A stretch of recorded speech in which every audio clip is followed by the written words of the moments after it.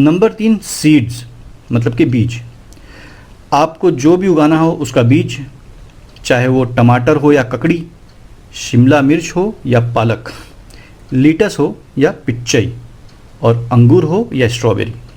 बहुत लंबी लिस्ट है। हाइड्रोपोनिक में हम बहुत कुछ उगा सकते हैं। नंबर 4 है हाइड्रोपोनिक में इस्तेमाल होने वाले न्यूट्रिशियंस, पाउडर या लिक्विड फॉर्म में।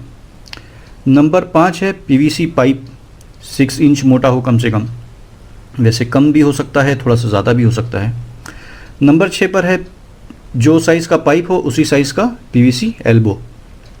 नंबर 7 पर पीवीसी पाइप काटने के लिए हेक्सोब्लेड या उसका जो भी इंस्ट्रूमेंट आता है, जो भी अवेलेबल हो। नंबर 8 पर है पीवीसी पाइप और एल्बो जॉइन करने के लिए उसका सलूशन, ग्लू कह सकते हैं।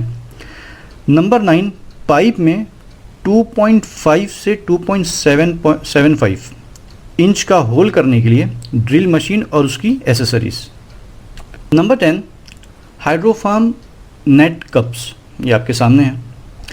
नंबर 11 कप में मिट्टी के जगह इस्तेमाल होने वाला नॉन ऑर्गेनिक मटेरियल, मिसाल के तौर पर कोकोनट फाइबर, जिसको हम कोकोपीट भी बोलते हैं, या खास हाइड्रोपोनिक के लिए बनाए हुए क्ले पैलेट्स वगैरह। इसमें कई तरह के मटेरियल्स आते हैं, आपकी स्क्रीन पर हैं। नंबर 12 पीएच मीटर या पीएच टेस्ट किट, वो तो आपके पास होगी।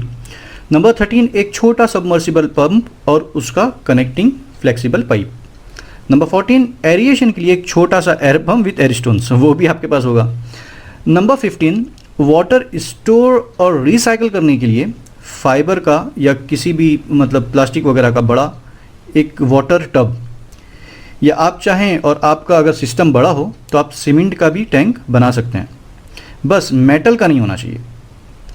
नंबर 16 पाइप को इंस्टॉल करने के लिए स्टैंड, ये आप खुद भी बना सकते हैं या ख़रीद भी सकते हैं। मेरे पास चूँकि ग्रिल थी तो मैंने उसी पर तीनों पाइप्स को अच्छे से लेवल करके बांध दिया था। नंबर 17 अगर आप आउटडोर कर रहे हैं तो ग्रीन हाउस बनाने के लिए ग्रीन नेट वगैरह लगेगा। नंबर 18 पानी स्प्रे करने के लिए एक छोटी सी स्प्रे बॉटल। और सबसे खास नंबर 19 यानी कि पानी। ये इतने आइटम्स हैं जो आपको एक प्रैक्टिकल या छोटे पैमाने पर हाइड्रोपोनिक करने के लिए काफ़ी है।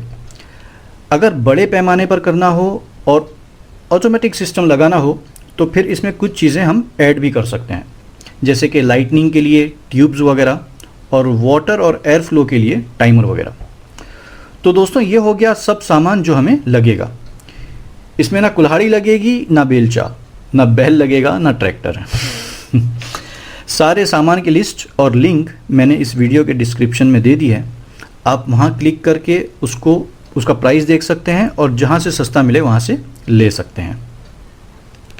अब आते हैं इसके तीसरे स्टेज पर, यानी कि इसको करना कैसे है। इसमें 2 पार्ट हैं। सबसे पहले इस सिस्टम को बनाएंगे कैसे और फिर इस पर फार्मिंग कैसे होगी, यानी पूरे सिस्टम को इंस्टॉल करना, फिर उसको सही तरह से चलाना। तो मैं कुछ पॉइंट्स बताता जाता हूँ, आप उसको लिख लीजिए अपने पास। नंबर 1, सबसे पहले आपको जहाँ ये सिस्टम इंस्टॉल करना है वहाँ सूरज की रोशनी आनी चाहिए, सबसे इम्पॉर्टेंट पॉइंट है ये।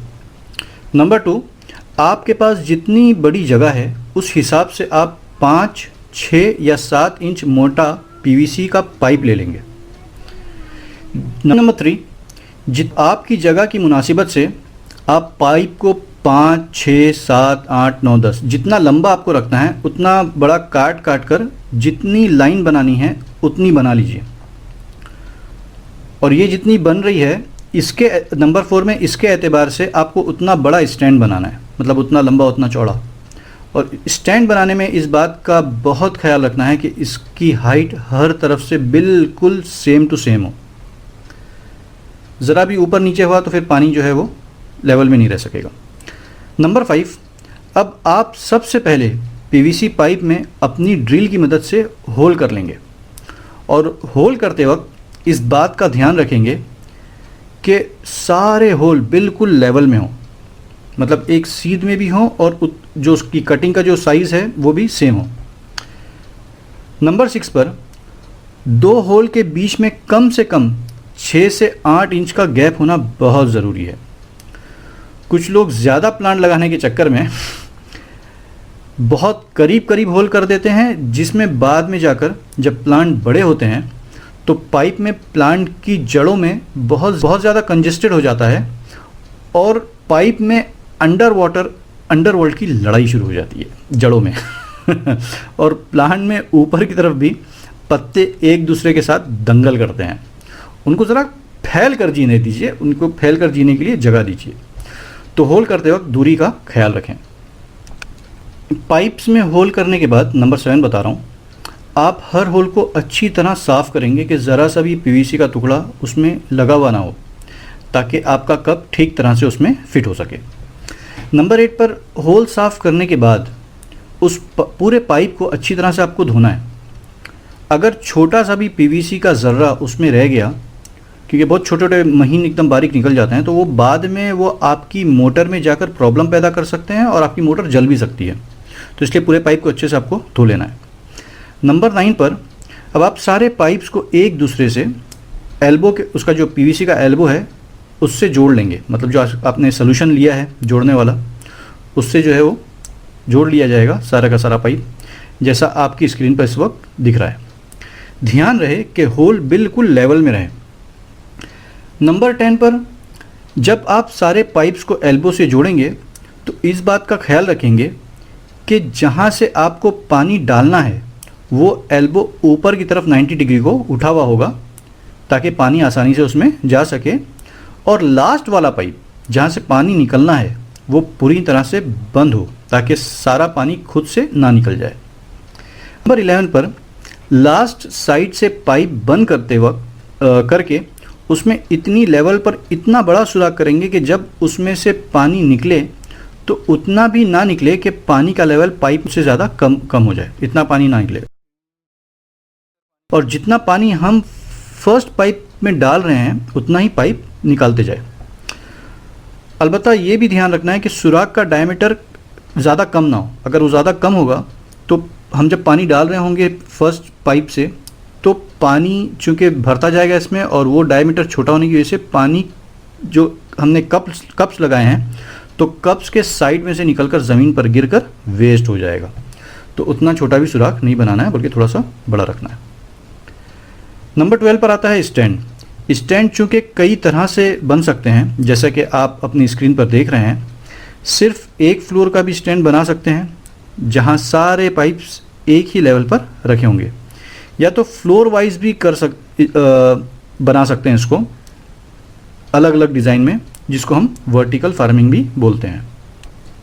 मेरे पास चूँकि जगह कम थी, उस हिसाब से मैंने वर्टिकल फार्मिंग की है और बिल्कुल सिंपल तरीके पर की है।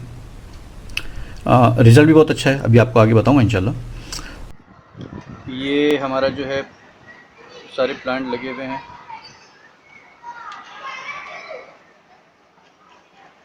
और 14 नंबर पर, इसमें कुछ नंबर मैं नहीं पढ़ रहा हूँ तो उसमें आप कंफ्यूज मत हो जाना।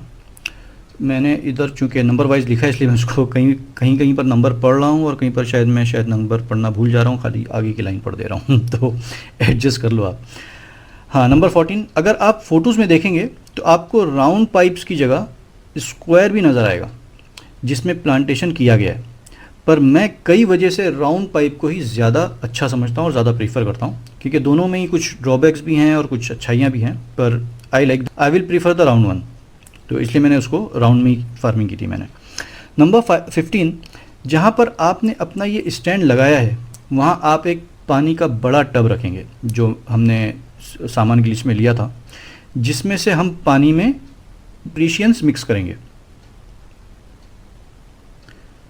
नंबर 16, पानी का पीएच वगैरह भी इसी टब में मेंटेन किया जाएगा। नंबर 17 पर एयर स्टोन्स भी इसी टब में डालकर पानी में एयर मिक्स की जाएगी, ताकि पानी में डीओ मेंटेन किया जा सके। डीओ यानी डिज़ोल्व ऑक्सीजन, आप जानते होंगे। नंबर 18, इसी टब से पानी सबमर्सिबल पंप के से हम पाइप में पहुंचाएंगे और घूमकर पानी आखिर में वापस इसी टब में गिरेगा।